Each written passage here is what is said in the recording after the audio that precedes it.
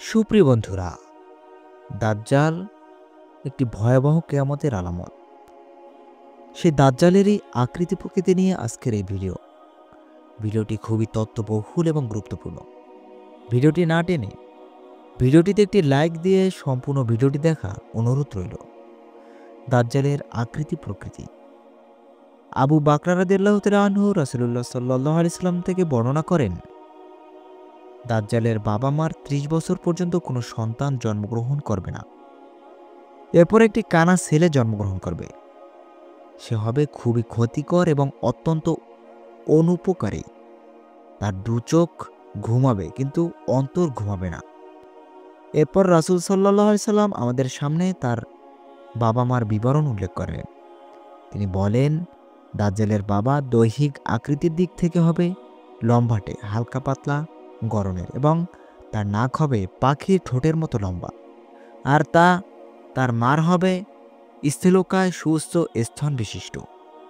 দাজ্জালের আকৃতি হবে এরূপ: খাটো তবে অতিকায় স্থূল এবং দানবাকৃতির বিশাল দেহবিশিষ্ট, উভয় চোখই ত্রুটিযুক্ত। বাম চোখটি ভুরুসহ চামড়ার আবরণে লুকায়িত, যেন তা মুছে দেওয়া হয়েছে। আর ডান চোখটি পাশমান আঙ্গুর ফলের সদৃশ্য, যেন তা কোঠর থেকে বেরিয়ে এসেছে। অস্বাভাবিক রকমের ঘন কোকড়া ও আগোছালো চুল। দেখলে মনে হবে যেন গাছের কতগুলো ডাল। কপাল অতি প্রশস্ত এবং মাথা স্বাভাবিকের চেয়েও বড়। শ্বেতশুভ্র চামড়ার দেহ, দু পায়ের গোছার মাঝে মাত্রা অতিরিক্ত দূরত্ব, ফলে চলন ত্রুটিযুক্ত। চোখের মাঝামাঝিতে কাফির লেখা থাকবে, যা সকল মুসলিম শিক্ষিত লোক কিংবা অশিক্ষিত সকলেই পড়তে পারবে। তবে কোনো কাফির যত বড় শিক্ষিতই হোক না কেন, তা পড়তে পারবে না। সে হবে আটকুরে নিঃসন্তান। দাজ্জাল এখন কোথায়? ফাতিমা বিনতে কায়েস রাদিয়াল্লাহু তাআলা আনহা থেকে বর্ণিত, তিনি বলেন, আমি রাসূল সাল্লাল্লাহু আলাইহি সাল্লাম এর মুয়াজ্জিনকে বলতে শুনলাম যে সালাতের সময় আসন্ন। তখন আমি মসজিদের উদ্দেশ্যে বের হলাম এবং রাসূল সাল্লাল্লাহু আলাইহি সাল্লামের সাথে সালাত আদায় করলাম। আমি পুরুষদের পেছনে মহিলাদের কাতারে দাঁড়িয়েছিলাম। রাসূল সাল্লাল্লাহু আলাইহি সাল্লাম সালাত শেষে মিম্বারে আরোহণ করলেন। তার ঠোঁটে যখন ছিল শুভ্র হাসির রেখা। অনন্তর তিনি বললেন, সকলে যেন ঠিক সেখানে বসে যায় যেখানে সালাত আদায় করেছে। এরপর তিনি বললেন, তোমরা জানো কি কেন তোমাদেরকে একত্রিত করেছি?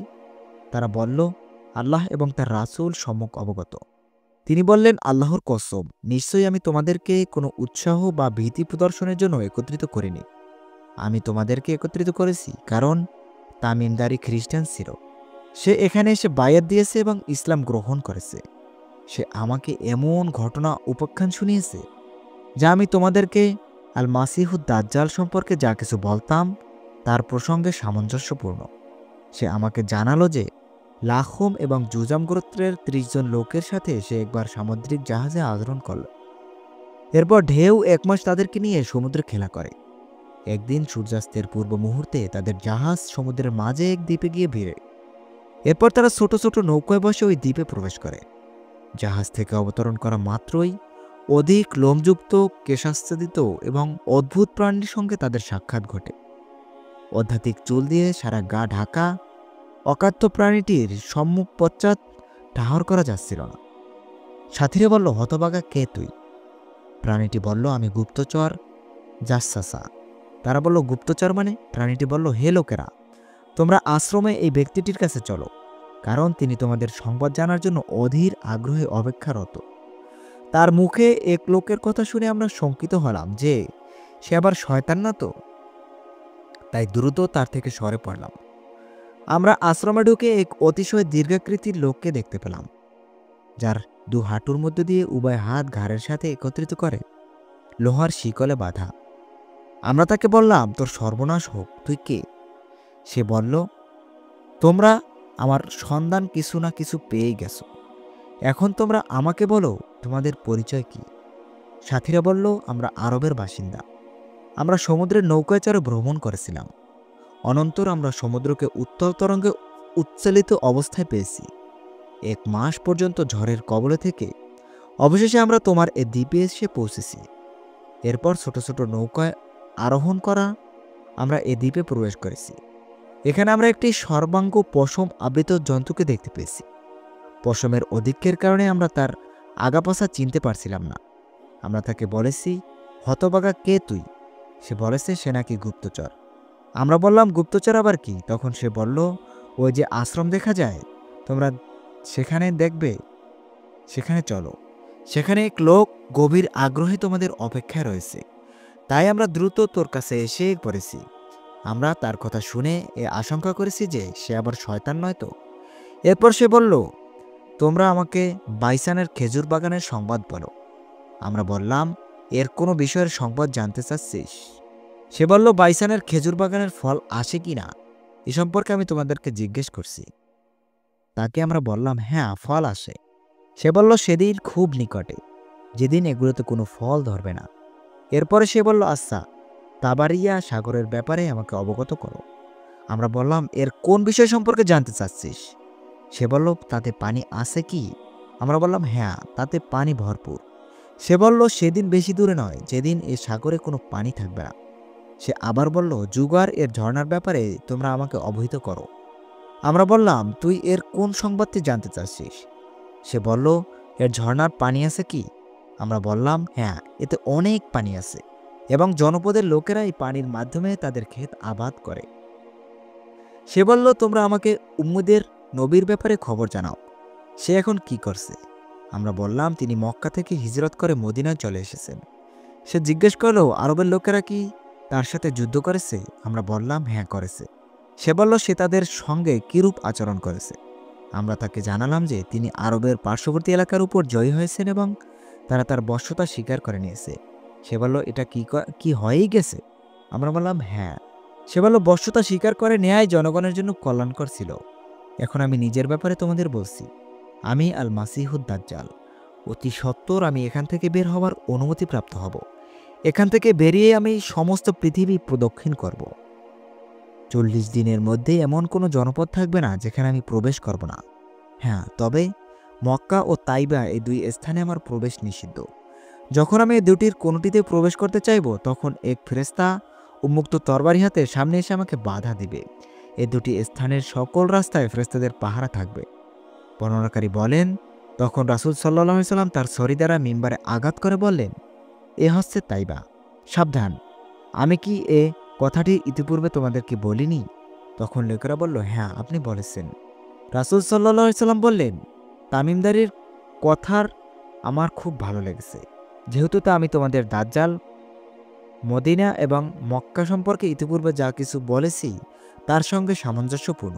জেনে রেখো, উল্লিখিত দ্বীপটি সিরিয়া সাগরে অথবা ইয়েমেন সাগরের পার্শ্বস্থ সাগরের মাঝে অবস্থিত, যা পৃথিবীর পূর্ব দিকে অবস্থিত। পৃথিবীর পূর্ব দিকে অবস্থিত, পৃথিবীর পূর্ব দিকে অবস্থিত। এ সময় তিনি নিজ হাত দ্বারা পূর্ব দিকে ইশারাও করলেন। আবু বকর রাদিয়াল্লাহু তাআলা আনহু বর্ণনা করেন, রাসূল সাল্লাল্লাহু আলাইহি সাল্লাম বলেছেন, প্রত্যেক প্রাচ্যের খোরাসান থেকে দাজ্জালের আবির্ভাব ঘটবে। এমন কতক জাতি তার অনুসরণ করবে, তাদের মুখমণ্ডল হবে স্তর বিশিষ্ট চওড়া ঢালের মতো। নাওসান ইবনে সামান রাদিয়াল্লাহু তাআলা আনহু থেকে বর্ণিত, রাসূল সাল্লাল্লাহু আলাইহি সাল্লাম বলেন, নিশ্চয়ই দাজ্জাল শাম এবং ইরাকের মধ্যবর্তী একটি সড়ক থেকে আত্মপ্রকাশ করবে। আনাস ইবনে মালিক রাদিয়াল্লাহু তাআলা আনহু থেকে বর্ণিত, রাসূল সাল্লাল্লাহু আলাইহি সাল্লাম বলেন, আসবাহান এর 70,000 ইহুদি দাজ্জালের অনুসারী হবে। তাদের শরীরে থাকবে তাইসালান এবং উম্মুল মুমিনিন হাফসা রাদিয়াল্লাহু তাআলা আনহা বলেন, কারো প্রতি ভীষণ রাগই সর্বপ্রথম দাজ্জালকে মানুষের সামনে প্রকাশ ঘটাবে। উপরোক্ত বর্ণনাসমূহের আলোকে কয়েকটি বিষয় অনুমিত হয়। দাজ্জালের জন্ম হয়ে গেছে। রাসূল সাল্লাল্লাহু আলাইহি সাল্লামের যুগে তার অস্তিত্ব ছিল। সে এখন প্রাচ্যের কোনো এক দ্বীপে শিকলে বাঁধা অবস্থায় রয়েছে। আল্লাহ যখন তাকে অনুমতি দেবেন তখনই সে আত্মপ্রকাশ ঘটবে। কেউ কেউ বলতে চান যে বারমুডা ট্রায়াঙ্গলই হলো দাজ্জালের আবাসস্থল। এটা নিশ্চিত যে করে বলা কোনো সুযোগ নেই, কারণ আল্লাহ তাআলা দাজ্জালের অবস্থানস্থল গোপন রেখেছেন। হ্যাঁ, খোরাসান থেকে শাম এবং ইরাকের মধ্যবর্তী কোনো সড়কে দাজ্জালের প্রথম আত্মপ্রকাশ ঘটবে এবং এরপর সে মক্কা ও মদিনা ছাড়া সারা পৃথিবীতে বিচরণ করে বেড়াবে। এ বিষয়টি হাদিসের আলোকে প্রমাণিত। দাজ্জালের আত্মপ্রকাশের ক্ষণ এসেছে কিনা তা সে কিছু আলামতের মাধ্যমে বুঝতে পারবে, যেমন তাবারিয়ার সাগর শুকিয়ে যাবে, বাইসানের খেজুর গাছগুলো আর খেজুর ধরবে না, আরও অনেক অনেক ঘটনা। দাজ্জালের প্রকাশ ঘটবে রাগ থেকে। এই রাগের প্রকৃতি যেহেতু ইত্যাদি সম্পর্কে বিস্তারিত কিছু পাওয়া যায় না। আল্লাহ তাআলা তার আত্মপ্রকাশের উপলক্ষে বানিয়েছে এক প্রচণ্ড রাগকে। যেমন ইয়াজুজ মাজুজের আত্মপ্রকাশের উপলক্ষ বানিয়েছে ইনশা আল্লাহ বলাকে। তার রাগের একটা কারণ এটাও হতে পারে যে হাকিকত আল্লাহই ভালো জানেন।